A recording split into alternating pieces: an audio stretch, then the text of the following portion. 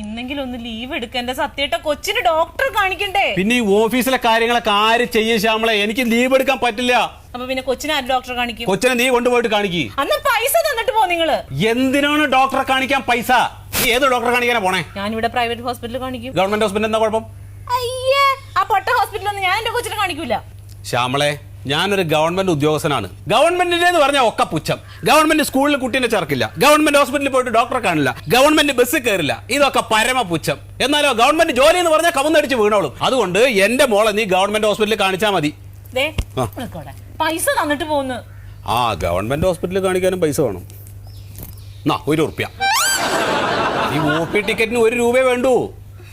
അല്ല, മോൾക്ക് 10 വയസ്സായിട്ടല്ലേ ഉള്ളൂ. 18 വയസ്സ് വരെ ആണിനും പെണ്ണിനും OP ടിക്കറ്റ് ഫ്രീ ആണ്. അപ്പൊ ആ പൈസ ലാഭം. കാണിക്കട്ടാ. നിങ്ങൾ മനുഷ്യനല്ല, മെഷീനാ മെഷീൻ.